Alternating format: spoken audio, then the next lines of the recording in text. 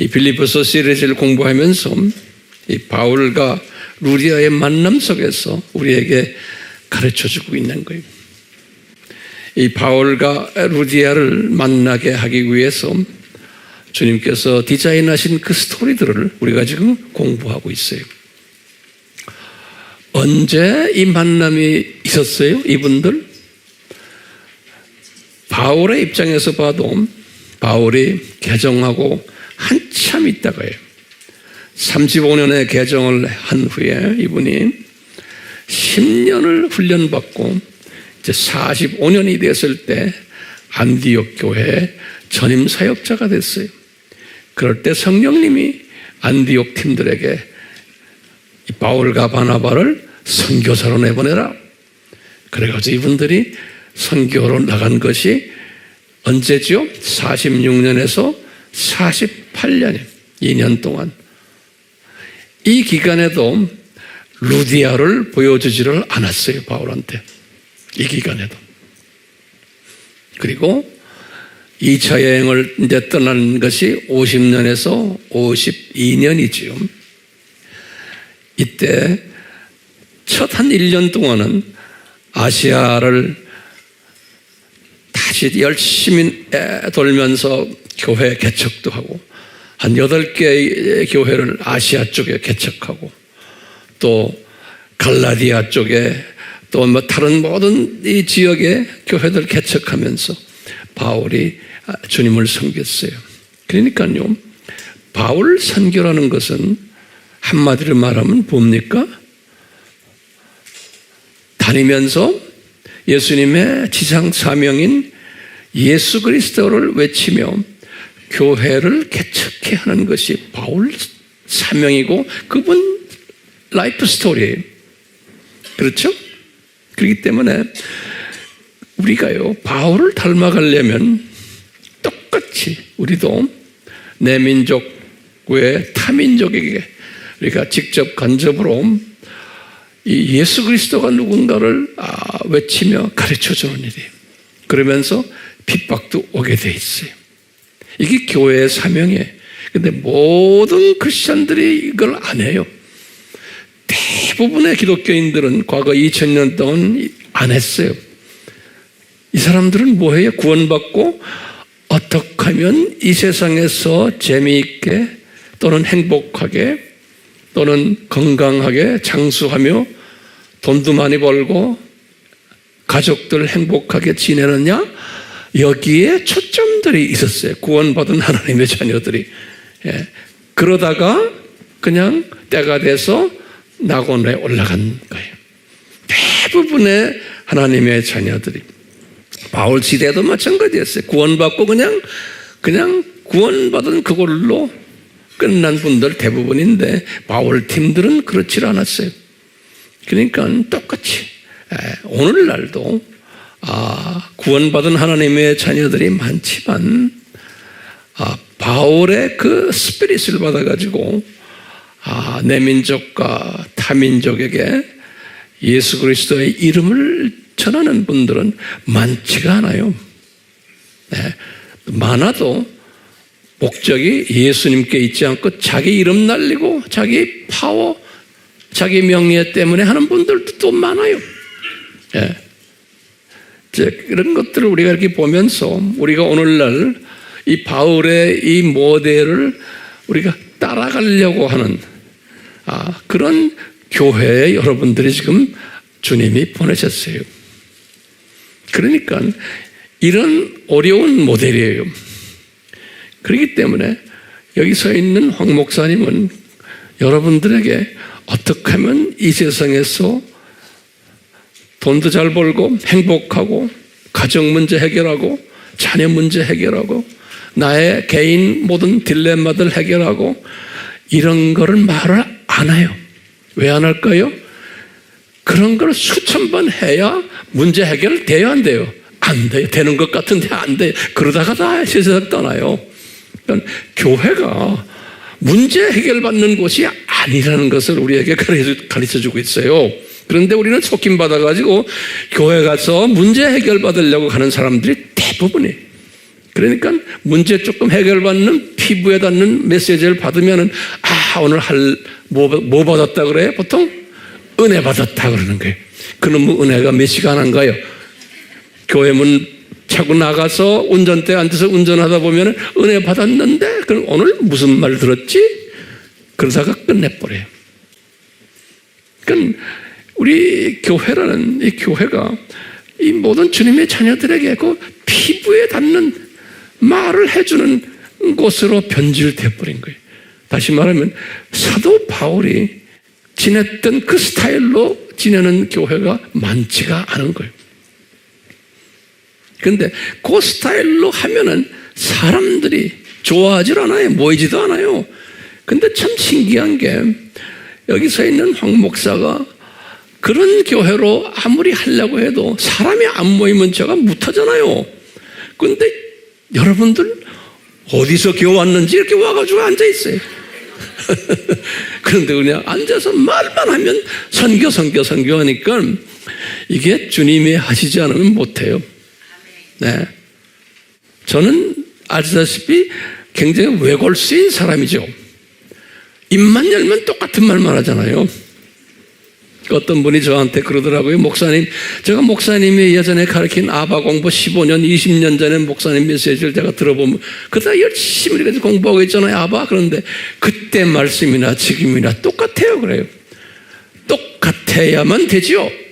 네. 저는 예수님께서 제 성품을 그렇게 만들어 놨어요. 변화가 없어요. 똑같아. 언제까지 제가 주님을 섬길지 모르지만 어떤 분은 목사님 모세가 80살에 시작해가지고 120까지 사역했는데 목사님도 그렇게 하십시오 그래요. 그래서 제가 아멘 했어요. 그러니까 나이 갈수록 더 젊어져야 되고 더 스트롱해져야 돼요. 그러면 여기서 있는 제가 그러면 여러분들은 말할 거 없죠. 여러분들도 가면서 더 젊어지고 더 스트롱해지고. 그런데 어디에 초점을 더 맞추게 돼요? 복음이라 그러면 너무나 이게 추상적이에요. 이제 예수님의 재림에다 이제 초점을 맞춰야 되는 거예요. 왜? 우리가 그 시대에 살고 있기 때문에. 크리스천들은 특히 이 목사님들은 재림 이야기를 안 하면 그런 분들은 목사님은 목사님이지만 제가 볼 때는 답답지사다 그래요. 근데 왜냐? 이런 목사님들이 많아야 돼요. 왜냐? 대부분의 기독교인들은 이런 재림 소리를 듣기를 원치 않아요. 생각도 안 해요. 그렇기 때문에 거기에 맞춰줘야 돼요. 그렇죠? 네. 이제 비즈니스 쪽으로 생각하면 카스터머가 없는 거예요. 우리처럼 말하는 카스터머들은 많지가 않아요. 근데 여러분들은 어쩌다가 지금 황 목사님의 카스터머가 돼가, 카스터머란 말이 뭐예요? 한국말로? 예? 고객이에요. 앉아서 열심히 지금 듣고 있는 거예요. 그러니까 참 감사한 거예요. 이거는 잘 팔리는 상품이 아니에요. 자, 이런 것을 우리가 다시 한번 깨닫기 위해서 우리가 지금 오늘도 이 바울과 루디아의 만남에 대한 이야기를 계속 하려고 그래요. 네. 이 바울이 루디아를 이제 만났잖아요. 그 만남이 언제라고 그랬어요? 2차 선교 여행 때요. 그것도 한 1년 지나서. 그럴 때 만나게 하기 위해서 바울은 아시아 사람이니까 항상 아시아만 바라보고 있거든요. 예. 그분의 그 시각이 그 유럽 쪽으로 건너가지기를 생각을 잘 안 하고 있는 사람. 우리가 인간은 문화적인 그런 그 한계성이 있어요. 그래서 유럽 문화 속에 안 들어가려고 그래. 그쪽은 그리스 문화와 로마 문화가 있는데. 네. 그럴 때 마게도니아 사람, 유럽 사람이죠. 마게도니아 사람의 비전을 바울에게 주셨잖아요. 근데 성령님께서 바울에게 그 비전을 딱 받자마자 바울이 영적으로 상당히 민감했던 분이에요.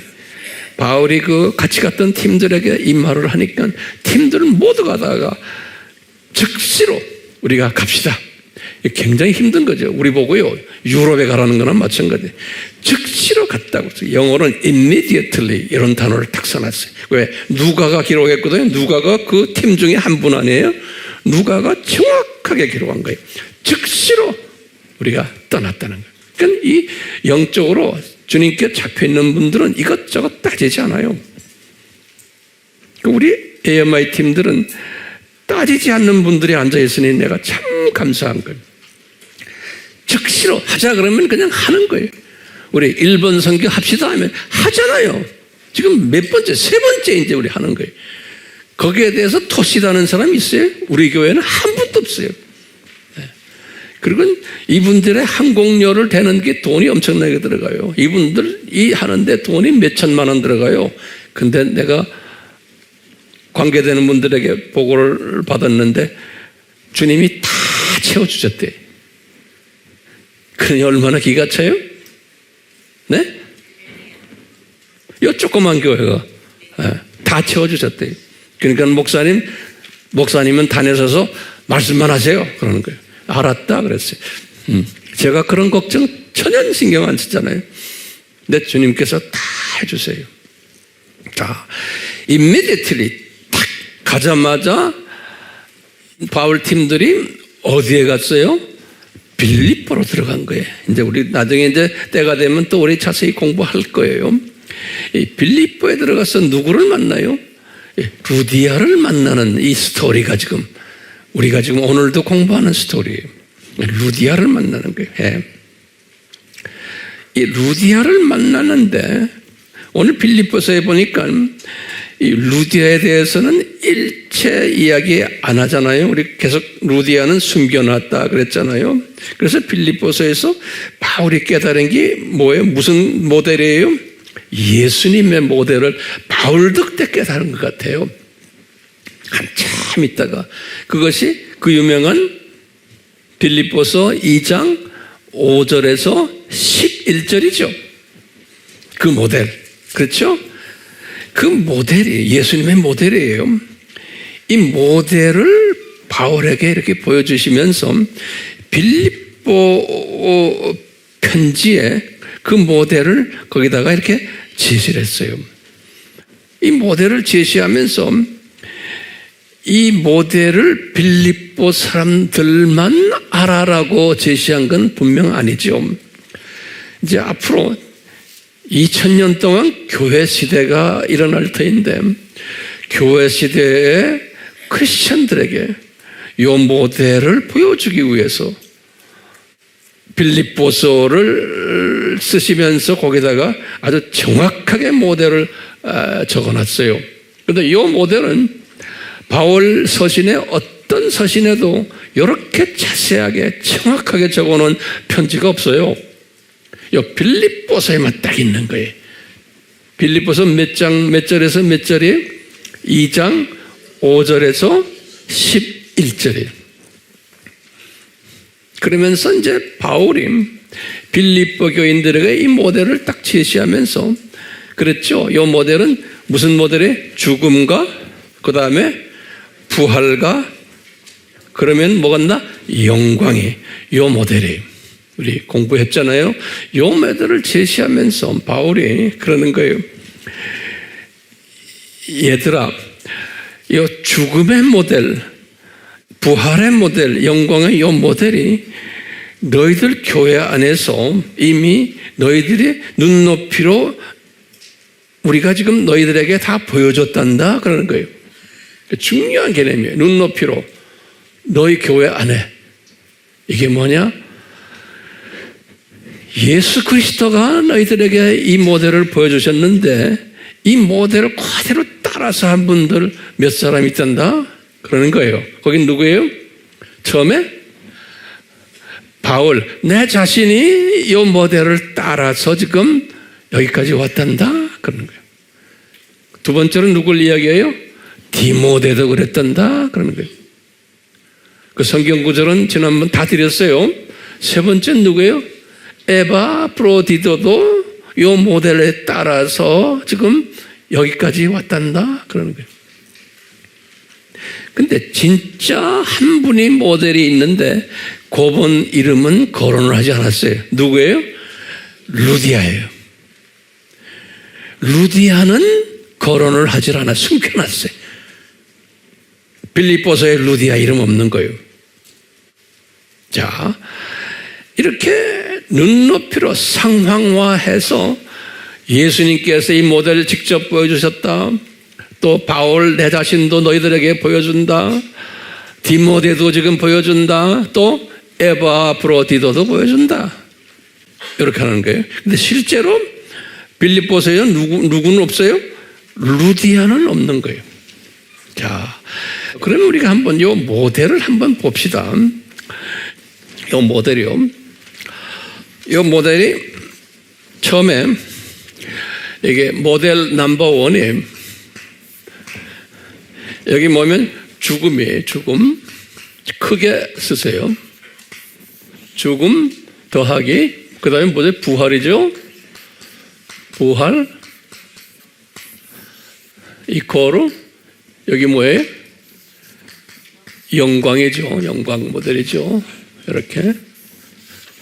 근데 넘버원 모델을 딱 보면요. 넘버원 모델에 왜냐하면 죽음이 누구를 이야기하냐면 바울이 죽는 거예요. 처음엔 여기요. 바울이에요.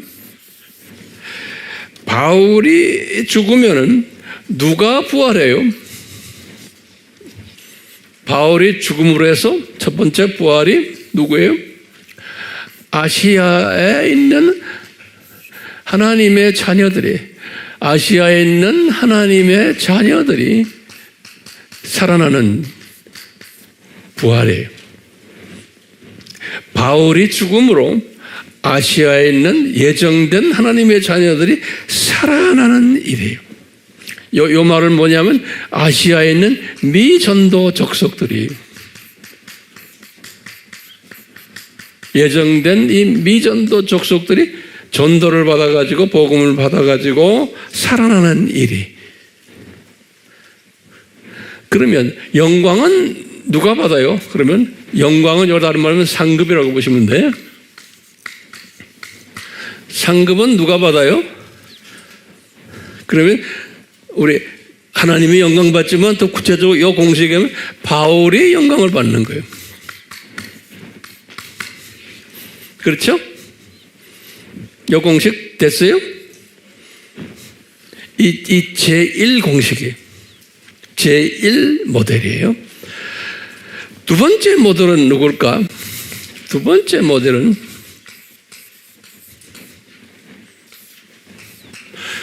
이제 요 바울이 죽었잖아요. 바울이 죽은 바울을 인간 바울을 살리기 위해서 또 누가 죽어야 되는 거예요. 그럼 누굴까요? 죽는 사람이 여기 루디아인 거예요. 바울을 살리기 위해서 루디아가 죽어요. 그러면 누가 살아요? 바울이 살아나요. 개인적으로. 루디아가 죽음으로 바울이 살아나는 거예요. 바울이 살아나요. 바울과 바울의 모든 선교 일들이 살아나는 거예요. 그러니까 누가 영광 받아요? 여기서는 루디아가 상급 받는 거, 영광 받는 거. 이 두 번째 모델이. 그러면 우리가 이제 세 번째 모델을 좀 봐요. 이게 제가 다 스스로 연구한 거예요. 주님이 나에게 이렇게 깨닫게 하신 거예요. 세 번째 모델은 이제 죽음, 부활,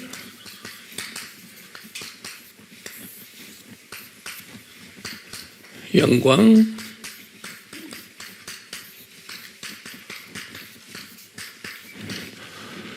세 번째 모델은 이제 여기는 요 두 개는요, 요 두 모델은 요건 1세기 때의 모델이에요. 1세기 때 우리에게 보여주신 모델이에요.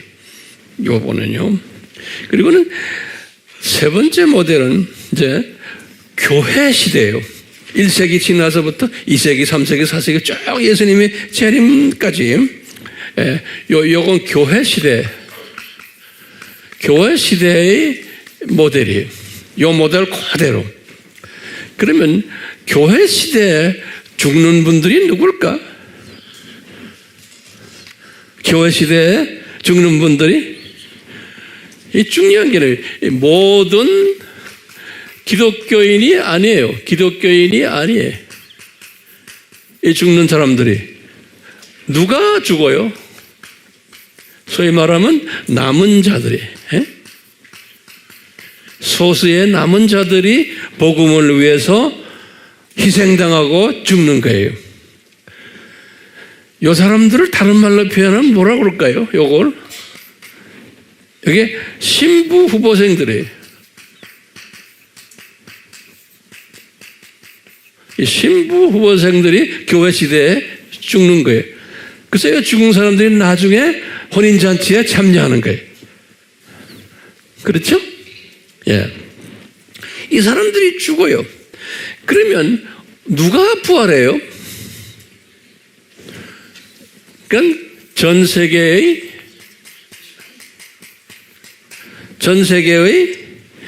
소위 미전도 족속들, 그러면 되는 게.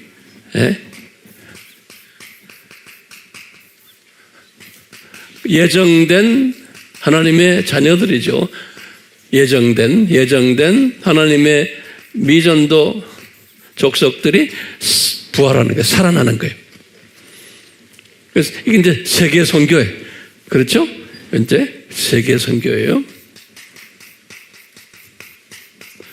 그러면 영광은 누가 받아요?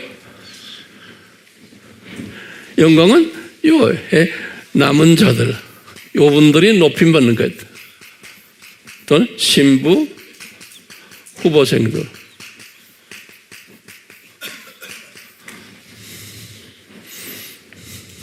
도표 정리돼요? 자, 그러면 네 번째 모델이 뭘까? 한번 저한테 좀 말해주세요, 누가. 네 번째 모델. 이 네 번째 모델은 교회 시대지만, 오늘날, 오늘날, 이제 예수님의 재림이 가까운 오늘날의 모델이에요. 오늘날에 죽는 우리 AMI를 지금 보는 거예요. 네 번째는 여기 지금 이거 AMI 팀들이 딴 교회도 있지만 지금 우리 교회를 지금 보는, 오늘날 우리 교회 AMI 팀들이, 여러분들이 죽어야 되네. 오케이? 그러면 누가 살아나요? 우리를 통해서 AMI에게 주신, 우리에게 주신 미전도 족속들이에요. 우리에게 많은 미전도 족속들을 각 나라에 주셨잖아요. 거기에 여러분들은 기도와 물질과 또 정성으로 섬기는 일을 하는 거예요. 죽는 일을. 그러니까 죽는 일이에요. 그러니까 내가 편한 대로 하는 게 아니고 내가 희생하는 거예요. 그게 중요해. 내가 희생하는 거예요. 그러면 어떻게 돼요? 이 사람들이 살아나는 거예요. 여기에 지금 우리가 지금 대표적으로 지금 하고 있는 게 뭐예요? 내일 모레 일본 팀들이, 우리가 일본이 살아나는 거예요. 근데 우리가 일본을 어디까지, 우리의 일본 선교 목적이 뭐예요? 일본의 전국의 가정교회를 우리가 오픈하는 게 우리 목적이에요. 가정교회. 예. 그러니까 우리 지금 지금 한 30여 명의 정규적으로 우리한테 와서 공부하는 팀들이 그냥 공부만 하는 게 아니고, 이분들이 이제는 발벗고 나서서 가정교회를 오픈하도록, 그게 우리 기도 제목이고 주님이 우리에게 주신 사명이에요. 그냥 머리만 크게 만들어 놓는 게 아니에요. 그렇기 때문에 여러분들 이 일을 위해서 우선 뭐 해야 돼요? 기도를 하셔야 돼요. 우리 1번 선교 막연히 1번 선교 여기에 있는 구체적으로 주여 이분들이 이번에도 와서 더 감동을 줘서 이제는 세상 일들을 좀 집어던지고 자기네가 하겠습니다 하고 하는 사람들이 나오도록. 내가 지금까지 보면 뭐 직장 다니고 뭐 다니고 그러다가 때가 되면 탁 놓게 돼 있어요. 그러니까 이제 우리가 이분들이 이번에 올 때 탁 놓는 사람들이 나오도록 뭐 해야 돼요? 사랑해주고 기도해주고 저는 또 단에 서서 계속해서 도전하고 이럴 거예요. 그러면 주님의 때가 되면 분명히 그럴 거예요. 그래서 우리 교회 젊은이들이 이분들과 교제를 하면서 카톡하면서 이 마음을 가지고서 카톡을 하는 거예요. 처음엔 친구지만 이렇게 해서 우리 최종 목표가 뭐예요? 가정교회를 하도록. 그게 미전도족속, 일본이 미전도족속 나라 아니에요. 그러면은 이거 하면은 영광은 누가 받아요? 아미 팀들이 받는 거예요. 아미 팀들이. 그러니까 여러분들이 이 영광에 들어가라고 우리가 지금 일본 세미나를 잔치를 벌려놓는 거예요. 이것을 우리가 누구한테서 배워요? 바울과 루디아의 모델에서 우리가 배우는 거예요. 말할 것도 없죠. 예수님의 모델에서 우리가 배우는 거예요. 이 모델이 보이세요? 보여요? 안 보여요? 예. 그렇기 때문에 모든 기독교인들이 이 모델을 따라오진 않아요. 아주 소수의 누구예요? 요 남은 자들. 은혜로. 그 바울이 그랬어요. 예수님께서 로마서 11장 5절에 그랬어요. 바울아 너는 은혜로 남은 자다 그러는 거예요. 요 남은 자. 11장 로마서 5절에. 그러니까 신부후생들이야. 다른 말로 표현하면 들림받는 자들. 이런 사람들이 이 일에 직접 간접으로 참여한다는 것. 성령님이 여러분들에게 이 모델을 잘 깨닫는 그런 은혜를 주시기를 바라요. 네. 이게 이제 교회 시대에 이제 이 모델이 쭉 적용되어 왔어요. 네. 이 교회 시대에.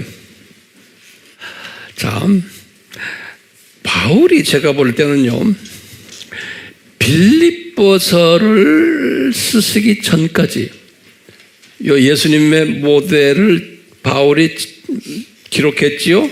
빌립보서 2장 5절에서 11절. 바울도 사람이니까 이 빌립보서를 쓰시기 전까지 열심히 뛰기만 했지 이 모델에 대해서는 잘 몰랐다라고 저는 생각해요. 그분도 사람이에요.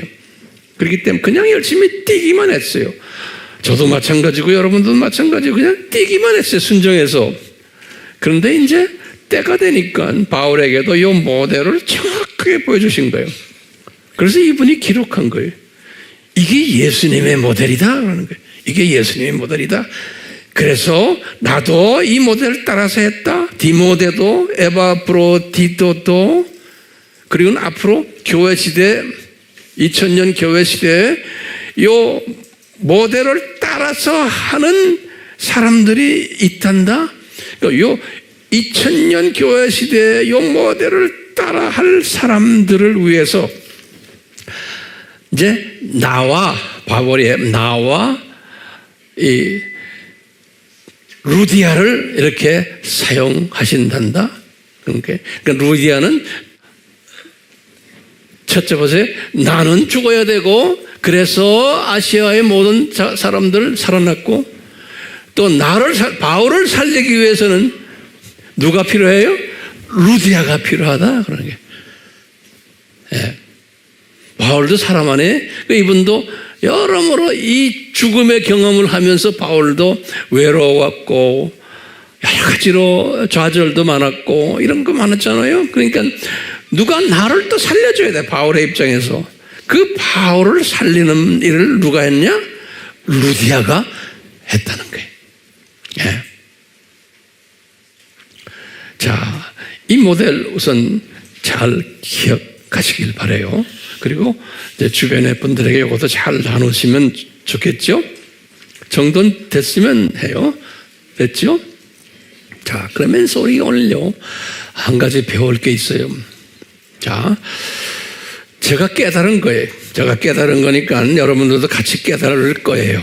자, 보시면, 제가 이 모델을 묵상하면서 저에게 주님께서 뭘 주시냐면, 황 목사요, 바울이 다메섹에서 개종할 때의 모습을 한번 생각해봐라 그러는 거예요. 그게 사도행전 9장 이야기. 사도행전 9장에 주후 35년이죠.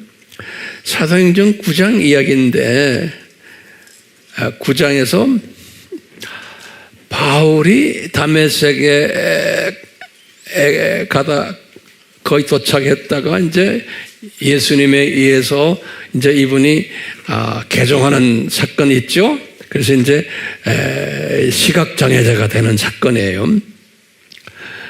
그러고 있는데 성령님께서 예수님께서 직접 아나니아에게 말하는 거예요. 아나니아가 누구예요? 아나니아는 선지자예요. 이분이 이 다메섹에 있었던 아나니아 선지자예요. 이분에게 말하는 거예요. 성령 예수님께서 아나니아야, 지금 사울이라는 저 양반이 지금 눈이 감겼다. 예수님 나를 영접하게 됐다. 네가 가서 그분 기도해서 눈 뜨게 해줘라 그러는 거예요. 너한테 올 거다 그러는 거예요. 네가 가서가 아니고 너한테 올 거다. 그러면 네가 해줘라. 그러니까 아나니아가 어떻게 예수님께 대답했어요? 예수님, 저 그 사람 무서워요. 그 사람 깡패예요, 깡패. 우리 기독교인들을 얼마나 괴롭힌 사람입니까? 그러니까 예수님이 아나니아에게 하신 말씀이 제가 딱 떠오르는 거예요.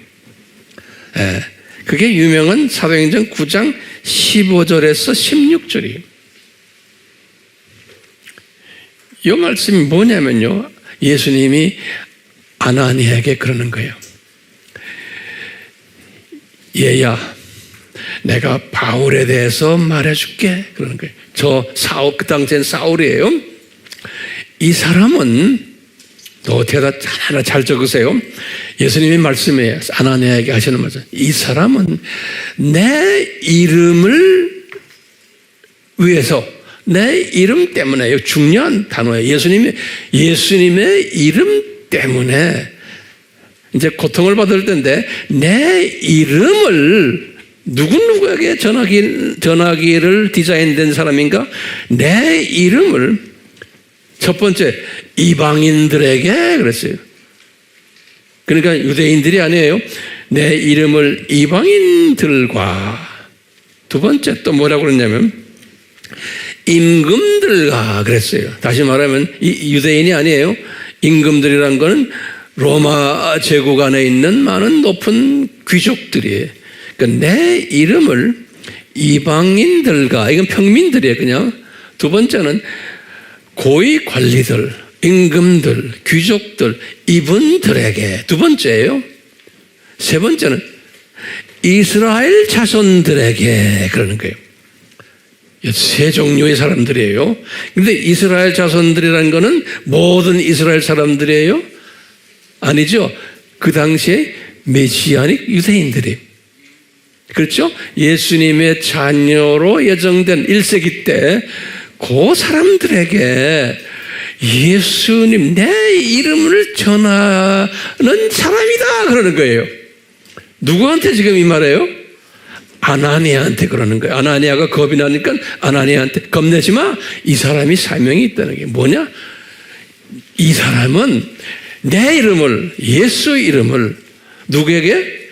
이방인들과, 그럼 로마 제국에 있는 하나님의 예정된 자녀들이, 미전도 족속들이, 이 로마 제국에 있는 미전도 족속들에게, 또 뭐예요? 고위 관리들, 그 다음에 또 1세기 때의 메시아닉 유대인들, 예정된 이 사람들에게 전하기 위해서, 그러면서 그 다음에 중요한 말을 썼어요. 내가 택한 나의 그릇이다. 그런 거예요. 기가 막힌 말씀하시는 거예요. 그러니까 내가 택한 나의 그릇이다라는 거예요. 그러니까 chosen. 이거 언제 이분을 이렇게 택하셨어요? 창세전에 이분 어머니의 어머니의 영어로는 um이라 그래요. 한국말로는 뭐예요? 자궁에 형성되기 전에 이미 내가 택한 내 그릇이라는 거예요. 그럼 이게 무슨 논이에요? 알메니안주의요? 칼빈주의요? 이 칼빈주의죠. 분명히. 바울이 잘나서가 아니에요. 내가 일방적으로, 그것도 어머니의 몸에 임신되기 전에 이미 내가 택했다는 거예요. 그게 내 그릇이라는 거예요. 근데 이분이 하는 일이 뭐예요? 첫째, 이방인들에게. 근데 이방인들에게 뭘 전하는 거예요? 예수님의 이름을 전하는 거예요. 이게 굉장히 중요한 개념이에요. 어떻게 이 세상에서 잘 사느냐? 어떻게 행복하게 사느냐? 어떻게 장수하느냐? 병 낫느냐? 이것을 전하는 일을 하라고 한 게 아니라는 거예요. 예수가 누구냐를 전하기 위해서 내가 선택한 그릇이라는 거예요. 그러니까 바울은 어디에 강해요? 기독론에 강한 거예요. 기독론에 강하려면 뭘 알아야 돼요? 삼위일체론을 똑바로 알아야 되는 거예요. 기본이 기독론에 강하고 삼위일체론에 강하려면 구원론에 강해야 되는 거예요. 이 세 부분은 기본이에요. 기본. 그렇기 때문에 우리 크리스천들은 이 바울의 이 모습을 닮아가려면 우리는 이 부분에 강해야 되는 거예요. 예수님의 이름을 전하는 일을 하려면은 기독론에 강해야 되고 삼위일체론에 강해야 되고 구원론에 강해야 되는 거예요. 안 그러면 어떻게 예수님의 이름을 전해요? 그렇죠? 네. 그런데 제가 아나니아에게 9장 16절에는 뭐라고 그러냐면 이 바울이, 이 양반이 아나니아야, 내 이름 때문에 많은 해를 받으리라 그랬어요. 내 이름 때문에 이게 하나님의 디자인이라는 거예요. 내 이름을 전하다 보면은 수 없는 사람들이 바울을 괴롭히리라 그런 거예요. 그러니까 그 말은 뭐예요? 바울이 지금 죽는 거예요. 죽는 거예요. 예. 그러니까 바울의 이 죽음이 그냥 죽는 게 아니에요. 누구 때문에 죽는 거예요? 예수님의 이름 때문에 죽는 거예요. 바울이. 오케이? 그런데 이 예수님의 이름을 그냥 막연히 예수님의 이름이 아니에요. 누구한테 전하기 위해서예요? 이방인, 그 다음에 고위 관리들, 이방인, 그 다음에 누구예요? 자기 민족이에요. 유대인. 오케이? 우리도 똑같아. 우리도, 여러분들이나 나도 내 민족 전하고, 그 다음에 이방인, 그것도 이방인 평민들, 또 이방인 고위층들에게 전해야 되는 사명이 똑같아. 저는 이것을 항상 깨닫기 때문에 우리 AMI 사역도 초점이 거기에 있는 거예요. 내 민족, 예정된 내 민족, 그 다음에 예정된 이방인들, 또 예정된 이방인 고위층들. 바울의 사명이나 우리 사명이나 똑같잖아요.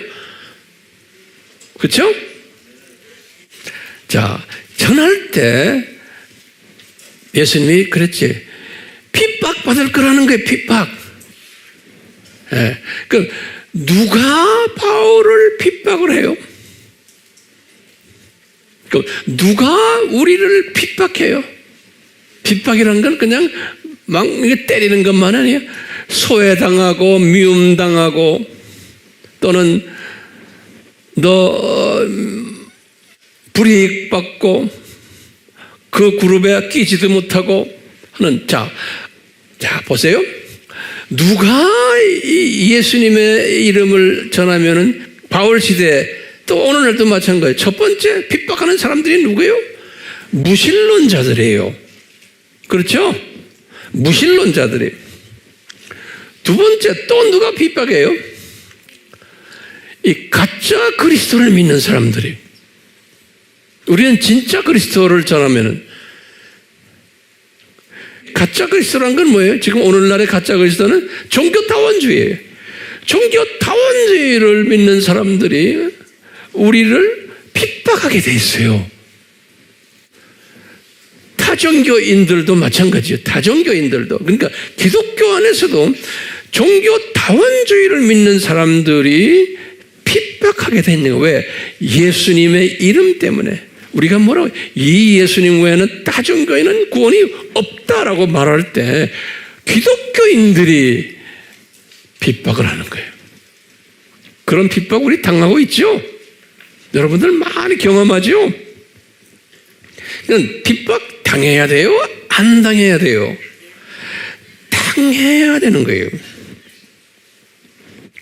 자, 지금 아나니아에게 이렇게 예수님이 하신 말씀 항상 기억하세요. 예. 자, 이렇게 기억하고는 그 다음에 이제 우리가 좀 깨닫는 부분이 있어요.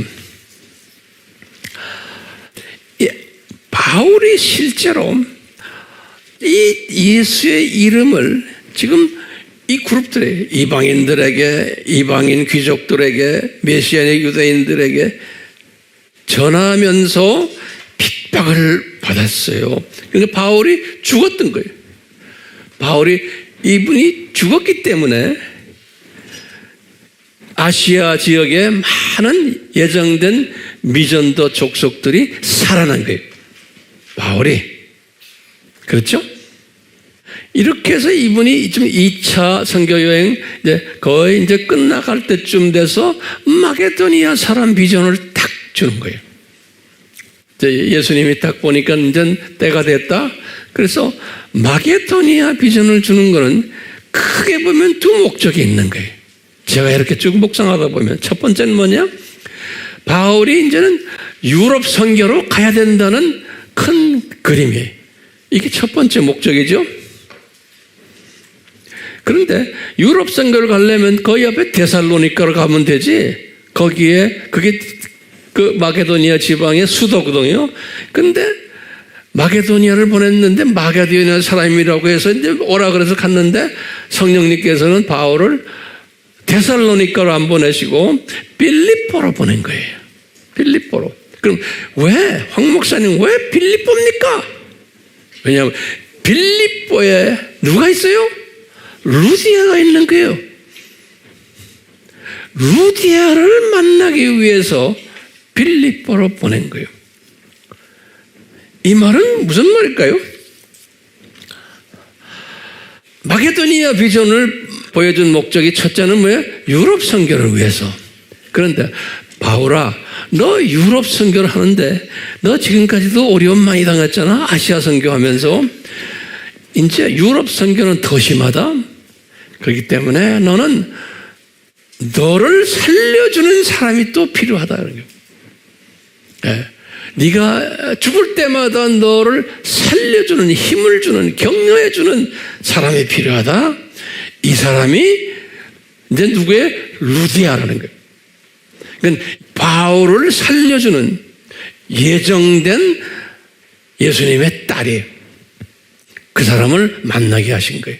그 우연이 아니에요. 이게 또 완전히 디자인된 만남이에요. 그래서 바울이 이제 가가지고 이제 만나는 장면 우리 다 알지요? 강가에 가서 루디아를 만나는 장면. 그러니까 루디아의 마음을 오픈시킨 것도 누가 시켰어요?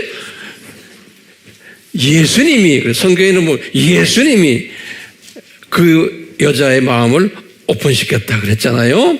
그러니까 이 주님의 이 디자인을 이 모델을 주님이 이루시기 위해서 이렇게 쫙 디자인하신 것, 이것을 제가 이렇게 볼 수가 있어요. 네. 그러면 이제 우리 질문이 있어요. 예수님, 바울이 왜 이 루디아가 필요합니까? 네. 바울이 아주 주님의 강한 종인데, 네? 왜 루디아가 죽어야 됩니까?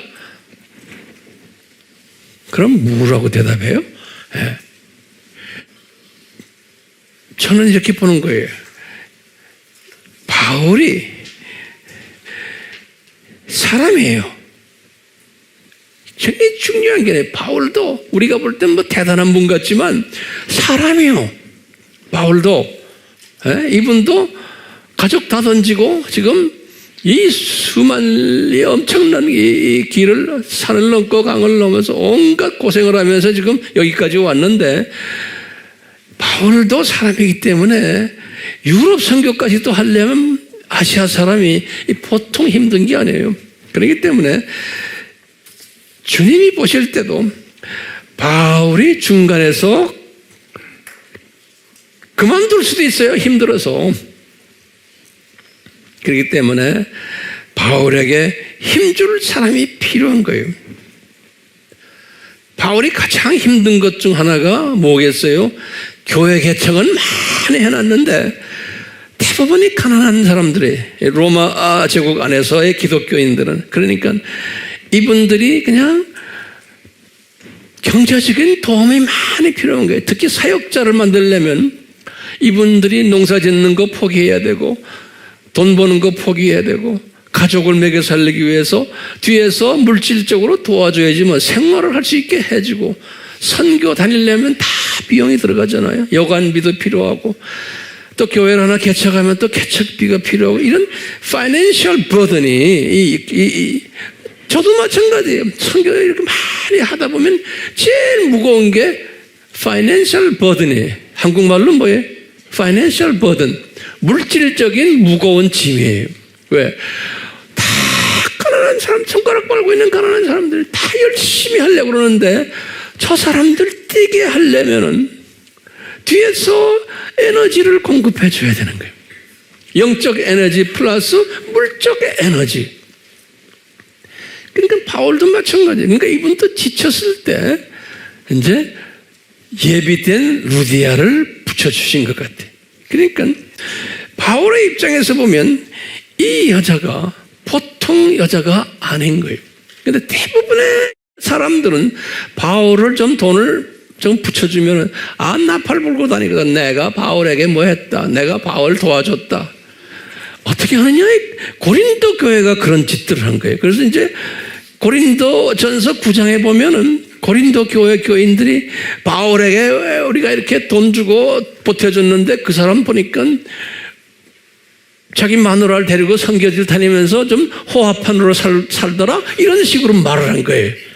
그러니까 바울이 9장에 뭐라고 그러냐면 내가 베드로나 바나바나 이런 사람들처럼 자기 와이프를 데리고서 선교지 다닐 권이 없느냐? 이런 말을 하세요. 그러면서 너희들 왜 그렇게 말이 많았냐? 그러면서 이분이 너희들이 이렇게 말 많은 걸 내가 미리 다 알기 때문에 내가 고린도에 갔을 때 내가 따블 뛰지 않았느냐? 내가 텐트 메이킹 하면서 너희들에게서 돈 한 푼도 받지 않은 거 알잖아 이놈들아? 그런 거예요. 성령님이 그런 거예요. 너 그 교회에서 돈 받지 말아라. 그러니까 바울이 일체 안 받았다고 그러는 거예요. 그런데 왜 말이 많느냐? 선교비 조금 보내놓고는 이렇게 말이 많아. 그런 말 하는 게 고린도전서 몇 장이에요? 9장 이야기에 나중에 집에 가서 읽어보세요. 그러니까 대부분의 사람들은 조금 좀 그런 끼가 있어요. 돈을 좀 교회에다 헌금했으면 말이 많아요. 그런데 참 감사한 것은 우리 교회는 또 우리 교회를 서포팅하는 외부 분들 보면 나는 누가 얼마 냈는지를 모르는 사람이에요. 네. 내가 알려고 들지도 않아요, 저는요. 그런데 이게 돌아가는 거예요, 돌아가. 왜? 말이 없는 사람들 주님이 다 주셨어요. 자, 이 바울이요. 왜 루디아가 필요했겠어요? 이분이 힘을 받기 위해서요. 격려가 필요하고. 그러니까 주님께서 루디아를 붙여주신 거예요. 보세요. 우리가 섬기는 예수님도요, 사람이 되셨잖아요. 예수님도 사람이 되셔가지고 외로웠어요. 그러니까 항상 예수님을 뒤에서 보살폈던 분들이 남자들이요, 여자들이요?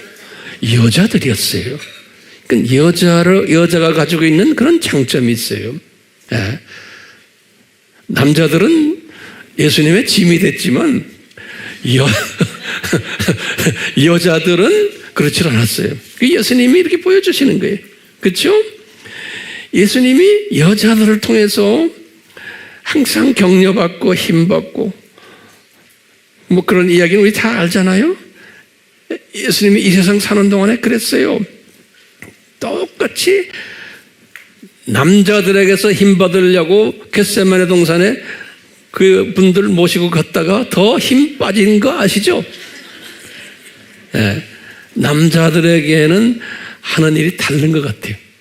우리 교회도 마찬가지로 우리 교회도 보면 남자들도 아주 잘하시지만 여자들이 하도록 돼 있어요. 그렇기 때문에 바울도 이런 고백을 한 걸 내가 빌립보서에서 보게 돼요. 빌립보서 1장 23절에서 24절에 바울이 인간으로서 이분이 이런 고백을 해요. 얘들아, 내가 육신으로 지금 이렇게 살고 있는데 나는 육신으로 살고 있으면서도 나는 상당히 괴롭다, 외롭고, 온갖 그냥 문제들이, 경제적인 문제들, 무슨 문제들, 선교지를 잘 섬겨야 되는 이런 문제들에 내가 지금 육신적으로 나도 괴로운데 또 이분이 또 육신적으로 가시들도 갖고 계시잖아요. 이런데 그러니까 나는 빨리 저 나라에 가고 싶다 그러는 거예요. 이분이 고백하는 거예요. 그러면서 나는 이 세상 사는 게 괴롭다. 그런데 성령님이 이분에게 말하는 게 내가 이렇게 이 세상 살면서 어렵지만 저 나라에 가는 것을 주님이 허락지 않으신다. 왜? 너희들을 위해서 그렇다. 이런 말씀하세요. 내가 그래도 이 세상에 사는 것은 그래서 얘들아 나는 지금 이 세상과 저 세상의 틈바구니에서 지금 살고 있다 그러시는 거예요. 틈바구니라는 단어를 쓰셨어요. 그 가운데 끼어서 살고 있다 그런 거예요. 이 세상과 어느 세상? 저 세상. 그러니까 오죽하면은 이런 말씀하시겠어요? 이분이 누구에다 이런 말을 해요? 지금 빌립보 교회에다 대고 이런 말 하는 거예요. 빌립보서 1장 23절에서 24절에. 그러니까 내가 건강하게 이렇게 살고 있는 건 너희들에게 유익하다? 그런 말이에요. 너희들에게 유익하다. 지금 황 목사님도 건강하게 이렇게 하는 것 누구에게 유익해요? 너희들이라고 해서 죄송합니다. 여러분들에게 유익되기를 바라요. 네. 그러니까 이 바울도 인간이기 때문에 계속 이분이 이런 고민을 하면서 이 주님을 섬긴 것을 볼 수 있어요. 바울이. 그러니까 이 바울이 이렇게 죽는 이 모든 이 사건들을 통해서 예수님이 바울아, 너 이 세상에서 너 죽는 것만이 아니다. 너 살려줄 사람을 내가 또 붙여줄게. 그게 누구예요? 루디아. 네 대신 죽는 사람 하나 붙여줄게. 그러니까 바울도요, 혼자서 이 사역을 하질 않았어요. 그렇기 때문에 항상 남자들도 이렇게 힘주는, 붙여주는 사람들을 꼭 붙여줬어요. 힘주는 사람들. 거기다 한번 적어볼까요? 우리 다 알아요. 누구예요? 누가예요. 누가는 의사 아닙니까? 그러면서 매일 앉아서 일기를 쓰는 사람이에요. 이 선교지를 보고 일기를 쓰는 사람이에요. 그러니까 얼마나 바울에게 힘이 되겠어요. 이 사람은 이방인 아닙니까? 그러니까 누가를 보면서 바울이 힘을 받는 거예요. 이제 문서 선교를 장차 하기 위해서요. 문서 선교의 대가가 누가가 아닙니까? 누가? 그러니까 바울이 누가를 딱 보면 항상 힘을 받는 거예요. 저 형제, 내가 가끔 감기 들 때마다 그래도 뭘 들고 오고, 올리브 기름 아마 들고 왔을 거예요. 그 당시에 뭐가 있었겠어요? 예. 디모데 정말 기가 막힌 형제죠. 디도, 바나바도 가끔 마가, 두기고, 에바브로디도, 오네시보로라는 사람을 디모데전서 1장 16절에 이렇게 기록해놨어요. 오네시보로. 이 사람은 바울이 그랬어요. 이 사람은 내가 어려울 때마다 나를 와서 방문해주고 힘을 줬던 사람이다. 영어로는 그래서 he refreshed me. refresh라는 말은 뭐예요? 우리가 답답한 공기에 있다가 맑은 공기에 가면 fresh 하잖아요. 그 말이에요. 그러니까 바울도 답답해서 그냥 탄산가스 속에서 있다가 이 오네시보로랑 이런 사람들을 보면 나에게 refresh 해주는 게, 예? 아주 나를 살려주는, 바짝 살게 하는 이런 거 해준 사람을 이야기할 때 오네시보로를 해요. 디모데전서 1장 16절에. 가장 바울의 입장에서는 바울을 refresh 해줬던 분이, 살려줬던 분이 내가 볼 때는 우리가 지금 거론하고 있는 루디아 자매가 아닌가 이렇게 보고 있어요. 이 루디아 자매는 바울이 순교당한 후까지도 계속해서 아마 그랬던 것 같아요. 그러니까 요 루디아를 만나게 하기 위해서 마게도니아 비전을 주셨다. 저는 이렇게 보는 거예요. 네. 마게도니아 비전을. 이제 우리가 이제 결론 말씀 몇 마디만 좀 우리가 해봅시다. 우리가 이제 곧 일본 선교를 하게 됐잖아요. 그 일본 선교를 하면서 저도 그렇고 여러분들도 그렇고 이 바울과 루디아의 모델, 또 루디아와 바울의 모델, 요거 1번과 2번 모델이에요. 예. 요 모델을 항상 우리가 묵상하면서 우리 일본 선교에도 적용을 하는 거예요. 예. 어떻게 적용할까요? 죽음, 그런 거예요. 먼저 우리가 죽음 할 때요, 우리에게 이것이 어떻게 적용이 돼요? 황 목사도 죽어야 되고, 일본 사람들을 살리기 위해서, 또 우리 아미 팀들도 다 죽어야 되는 거예요. 저도 사나흘 동안 쉬지 못하고 여기 서서 강의할 때 보통 힘들겠어요? 예? 나도 죽잖아요. 이 나이에. 그러니까 나보다 젊은 여러분들은 더 죽어야 돼. 각자가 맡겨진 그 죽는 장소들이 있어요. 사명들이 있죠? 그걸 가지고 여러분들도 죽어야 돼요. 그러니까 나를 쳐다보면서, 황 목사님 쳐다보면, 목사님도 저렇게 죽고 계신데 우리도 죽어야지 라는 생각을 가지고 각자가 주어진 일 가지고 죽어야 돼요. 그러니까 너희들은 먼저 그 나라와 그 일을 구하는 거예요. 내가 바쁜 시간 다 제쳐놓고, 세상 일 다 제쳐놓고 죽는 일에 와야지. 이거 계산하고 저 계산하고 바빠서요, 뭐 어째서요, 몸이 좀 불편해서요. 그런 사람들은 열외. 그런 사람들은 열외. 주님이 안 쓰세요. 바보 같은 사람을 주님이 쓰세요. 근데 그게 지혜자인 거예요. 예. 우리가 그렇게 죽으면, 일본 지금 우리 이야기해요. 누가 살아나요? 누가 부활해요? 일본 팀들이 살아나는 거예요. 이건 성서적인 거예요. 성경적인 거예요. 그런데 살아만 나면 안 돼요. 이 사람들이 살아나면서 그 다음에 뭐 해야 돼요? 이 사람들 중에 내가 직장도 그만두고 이제 가정교회를 위해서 내가 헌신해야겠다는 사람들이 나와야 되는 거예요. 예. 오케이? 이번에 세 번째 올 때 그런 사람들이 나와야 되는 거예요. 예. 우리 1번 팀들도 이걸 놓고 우리가 기도해야 되고, 이게 우리의 비전이에요. 예?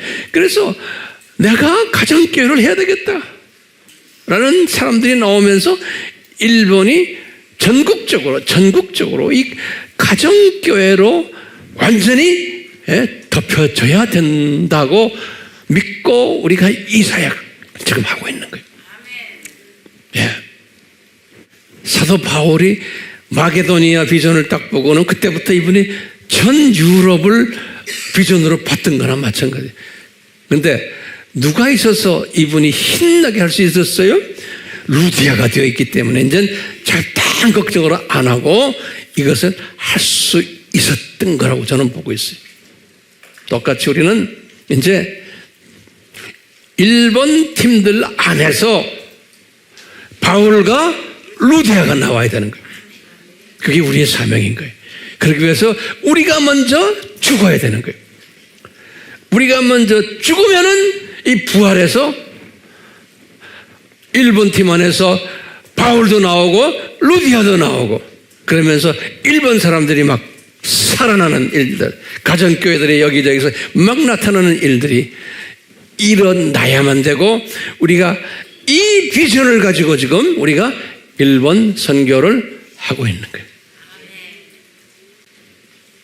여기에 꼽살이 끼는 사람이 복 있는 사람이에요.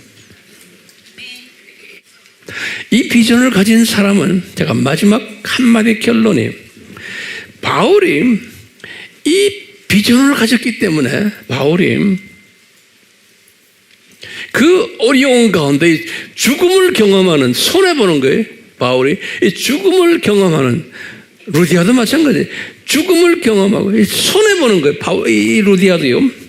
이 손해보고 별로 할 만한 그러한 일들이 아닌데도 이분들에게는 이 일을, 이 죽는 일을 할 수 있는 동기가 뭘까요? 이분들은 이 부활 영광을 본 거예요. 영광만 본 게 아니에요. 이분들, 이 바울도 루디아도 이 부활 사건을 아시아와 유럽이 살아나는 것을 성령님이 비전으로 자꾸 보여주는 거예요. 우리도 마찬가지예요. 우리도 일본 선교를 위해서 많이 헌신하고 우리가 지금 죽잖아요. 죽을 때마다 우리는 뭘 봐야 돼요? 저는 그런 거예요. 아, 일본이 머지않아 가정교회들이 많이 나오겠구나. 그 가정교회를 내가 믿음의 비전으로 보는 거예요. 보이는데 어떻게 해요? 보여요? 이걸 보는 거예요. 이걸 보기 때문에 지금 우리는 이런 일을 할 때마다 바울도 그랬어요. 이런 고생을 하면서도 이 생명 살리는 이것을 비전으로 보니까 바울이 항상 기쁨이 있었어요. 그래서 감사가 있었고 감격이 있었고 그래요. 그래서 그 빌립보서에 바울이 이런 말에서 빌립보서 4장 이 유명한 6절에서 7절에 말씀을 그래서 한 거예요. 빌립보 교인들에게 그 유명한 말씀이죠. 뭐예요? 너희들 아무것도 걱정하지 말아라. 바울이 그 어려운 가운데서도 그분이 지금 감옥에 있는 거예요. 그런데도 아무것도 걱정하지 말아라. 모든 일에 기도와 간구를 하는데 어떻게 해야 되느냐? 감사함으로 기도하고 감사함으로 간구하라는 거예요. 왜 그럴까요? 어떻게 감사할 수 있어요? 그러면 이 도표를 딱 보세요. 아하, 이 살아나는 걸 본 거예요. 아시아가, 유럽이 이걸 보는 거예요. 오케이? 그 다음에 뭐예요? 영광을 나중에 하늘나라에 올라가면 영광 받는 것을 본 거예요. 그러니까 이분이 이 큰 독수리 시각을 가지고 보았기 때문에 이 말씀이 나온 거예요. 그러니까 우리가 이 독수리 시각을 가지지 않은 사람들이 조금만 뭐 위로를 받는다고 이 성경 구절을 외우고는 하나 은혜 받았다 하죠. 그건 무슨 시각자의 은혜요? 병아리 또는 두더지 시각자의 은혜예요. 그러다가 한 10시간만 지나가면 또 다 까먹어. 또 이거 다 까먹어버려. 또 이 말씀 붙잡아야 돼. 그러니까 끝없이 이 말씀만 붙잡는 거예요. 이 참새들이 이 독수리 시각을 딱 가지면은 이 모든 어려움들이 그냥 내가 밟고 지나가는 당연히 있어야 되는 걸로 생각하고 그놈들 그냥 있어라 나는 그냥 밟고 지나간다예요. 독수리 시각 가진 사람을. 그리고는 이런 어려움 통해서 이제는 이런 살아나는 일들이 있구나. 나중에 영광이 우리에게 있겠구나. 이 큰 그림을 보는 거예요. 보여요? 내 눈에는 보이는데 나보다 눈 큰 사람들은 더 잘 보이겠죠? 우리 계속해서 이것을 보는 연습을 합시다. 그래서 주님이 우리들을 이렇게 만나게 하신 거예요. 우리끼리 서로 격려해 주면서 이 일을 하라고. 오케이? 우리 같이 기도합시다. 우리 예수님, 이 시대에 우리에게 이 빌립보서를 주시며 이 생명 살리는 이 원칙을 예수님의 모델로 하여 바울을 통해서 깨닫은 것을, 루디아를 통해서 깨달은 것을 우리가 공부하고 있습니다.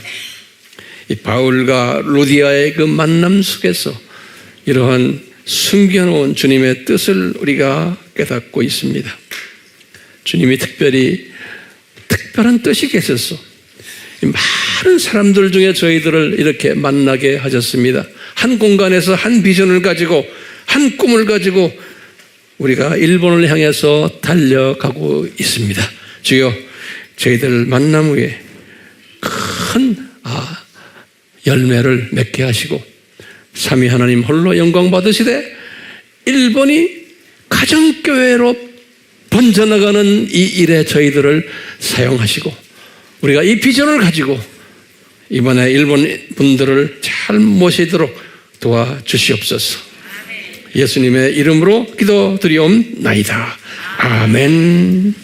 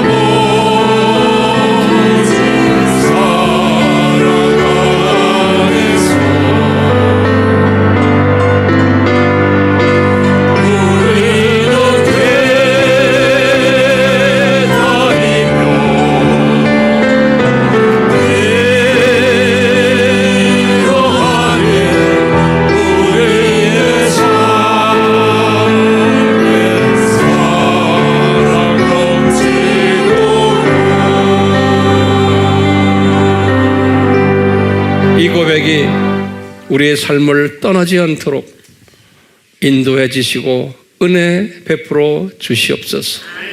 삼위 하나님의 이름으로 축복하나이다. 아멘.